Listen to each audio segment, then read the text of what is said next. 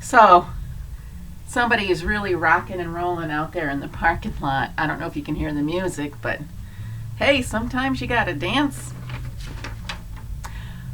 Hello, brain snobs. I am glad to have you here. I am doing Back to Basics Part 2. This is impromptu. I'm sorry to be rhyming.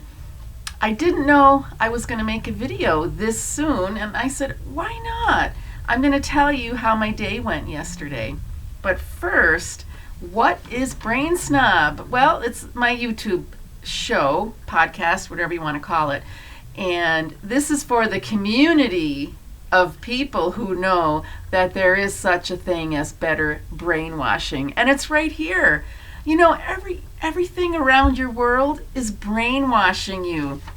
And you know, everything you have taught your brain, it has learned it well.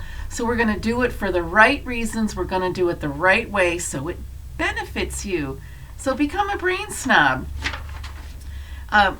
Your brain makes the body, so you can make your life. That's it. That's the simplest thing, but I do make it more complicated. I admit it. How's your life right now? Your brain makes the body so you can make your life. Where are you headed right now? Because we need your full participation in the world. You can be that positive ripple effect in your community. You cannot do it with an impaired brain. So if there's gaps, if you've got some holes in your routine, just some problem areas, you know half healthy is still half sick. And half a solution is still half a problem. So let's get the huge solution and resolve that. Fill in the holes. Life is challenging and we have our stresses. Let's just get right to it and concentrate on that. You know, the brain and the spinal cord are going to control your body. We just start at the top. Go right to that brain. Go right to that nervous system so it's working for you. Chiropractic, which is the foundation of everything I talk about and teach, is more than a procedure. Chiropractic adjustments are my access points to your brain. Adjusting your spine is how we get to your brain, and we promote the brain's health. Yes, that's what I do, but it's also a philosophy. Chiropractic is a philosophy for living congruently with your innate intelligence. You know, we do act as if we're smarter than nature. That's a delusion, and it's destructive. Chiropractic is not this mamby-pamby, touchy-feely, tweaking your sore muscles. Yes, your muscles are important. They help you move. Your muscles actually support your brain health, and I'll talk about that more if I haven't already in other videos. Yes, they're important. Your spine is important. But the whole chiropractic approach is serious business of saving lives by respecting and supporting the innate connection to your actual physical nervous system.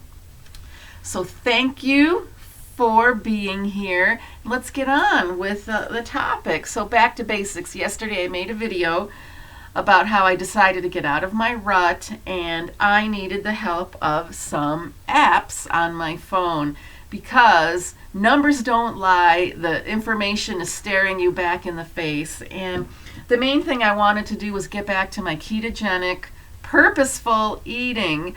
And lately I've been kind of off track and saying, oh, it doesn't matter. What's a little bit here? What's a little bit there? And you know how that story goes. And I was actually having a lot of cravings. I just wanted to eat all day long, and that's silly. That's not the way to describe it, but it is not productive. And over the past few months, because it was winter, I didn't have that ambition. I'm feeling a little more of it now. It's warmer weather, and we all enjoy this, and this is a great time to reawaken and get back to business. So this morning I took a run. I just threw on some sneakers and out the door I went, And I said to myself, I'm not going to go crazy. I just want to get my circulation going. I walk the dog, and I know that's not always enough. And I need to sweat. I know that. And have I been sweating? Of course not. I've been taking the easy way out at every turn I can get. And then let's talk about the results from my app. I logged in my food, so I knew exactly where I stood in the ketogenic category. And I went, a few grams over on the carbs, mostly onions and peppers, because I had sausage, and I sauteed some onions and peppers with that. So I was pleased with the results because I'm in competition with myself, and if I'm going to put something on my app, it's staring me right in the face. So I can't joke around with myself. I can't hide the truth. I can't say, oh, a little bit won't hurt, because I see it right here. And I was just pleased with myself. I know maybe it sounds simple, but I enjoyed that. Also, the Fastic app, I'm on my second day of fasting, and it keeps track. I mean, I can look at a clock and I know what time it is. Like, I got the clock right here. I can count how many hours I haven't eaten. But with a app, it's fun. It describes autophagy for you, ketosis. When are you making insulin? When do you stop making insulin? When does your liver kick in? The different functional aspects of how that's working for you. That's kind of fun. It reminds you. And you need reminders. Like I said with Robert Sywis and his videos, he lays it right on the line and he gives you good reminders. We forget. Sometimes we just get busy, and the good ideas that we say to ourselves go by the wayside. And listening to him on his videos gives me the wake-up call I need, gives me that little kick in the pants that I need. And you can check his videos out. He's very informative, and he's very entertaining. And what else have I done? So I needed to really improve how I was moving my brain, feeding my brain, and talking to my brain. So I got my notes here and I wrote down the different things that I was focusing on. So moving your brain, I know I needed to sweat more, and today I did a little bit of that because I know I've lost a lot of the good stuff in your muscles when you don't use them. Use it or lose it, and that's where I'm at. Feed your brain. I was eating toxic foods, I admit it, and it's hard to say no to them. It's hard to say no when other people are offering that to you, and I'm getting back on track with that.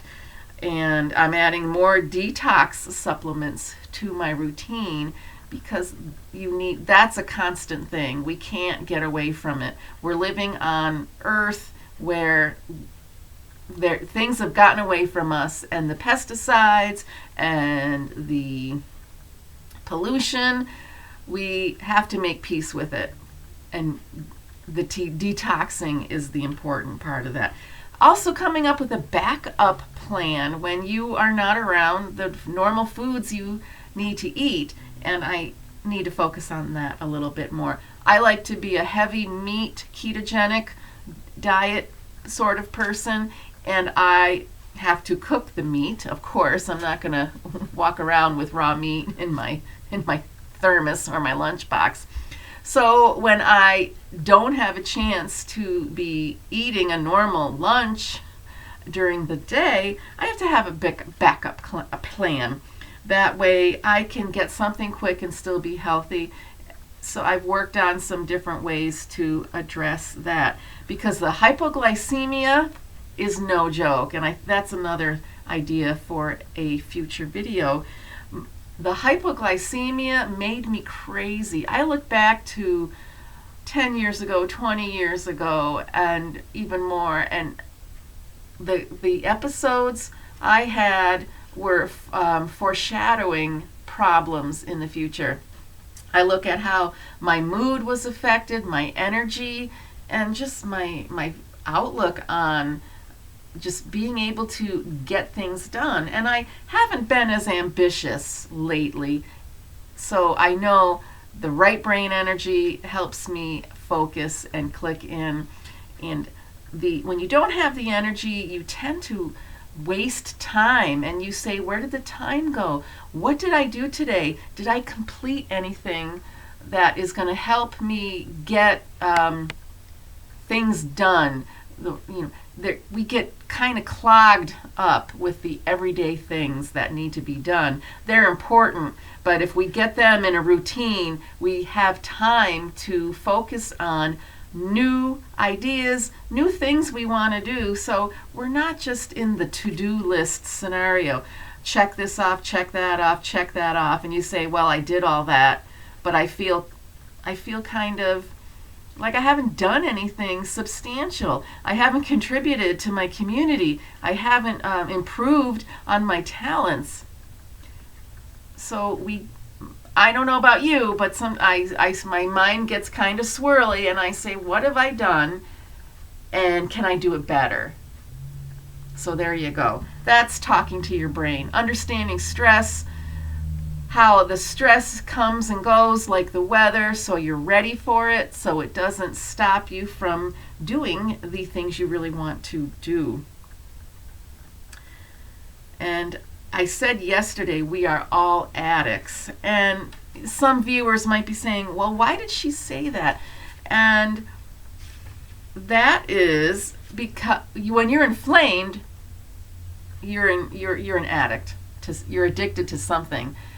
Let me slow down here and explain that. So the hypoglycemia that I am always dealing with, that I don't want to tidal wave into full-blown diabetes, I notice that when I have these hypoglycemic episodes, of course I want to eat crap, junk, toxic food, refined, sugar, delicious, tasty, fast energy, big crash.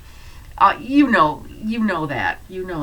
And our brain gets programmed into that addictive mode. In fact, the brain wants to be efficient and get things done with the least amount of energy. It conserves energy.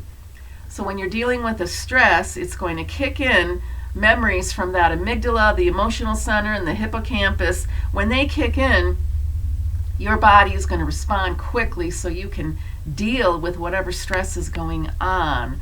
And the brain is addictive.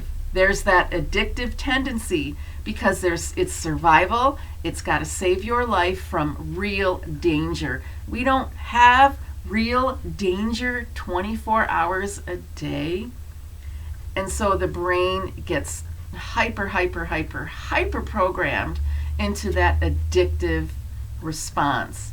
And for me, it's going to be just junk food.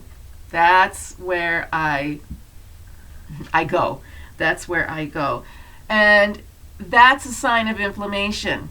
So if you have an addiction, and we all do, we all have something that we want to grab when we're stressed, when things feel a little bit fuzzy, things are a little bit more emotional, and the inflammation is happening within your body. And when you're inflamed, your brain is in crisis. And when your brain is in crisis, it wants to just satisfy whatever need there is to deal with the stress. So when you have been well fed and well nourished and you have energy, you can handle a stressor pretty decently. Say something happens with you're stuck in traffic, or somebody rear-ended you, you're in a minor fender bender. If you are in a brain inflamed state, you're not going to handle that situation very well. You're going to say, oh my gosh, this is the straw breaking the camel's back. The steam is coming out of your ears and you've blown a gasket, all these different sayings to describe what's going on.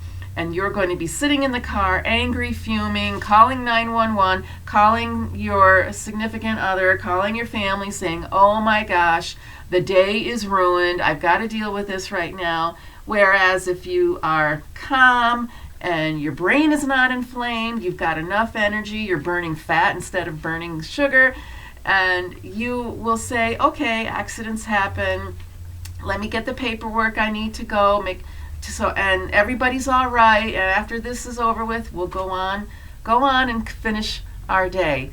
Brain inflammation makes everything look like it's a catastrophe. You feel like it's the end of your rope. You're very easily irritated, and that's when we are fast and furious. The brain is in that crisis. It needs something fast. Your emotions are in a fury, and you may be in some type of withdrawal where I know if back in the day when I didn't care in my 20s, I ate what I wanted and drank probably crap sugar drinks.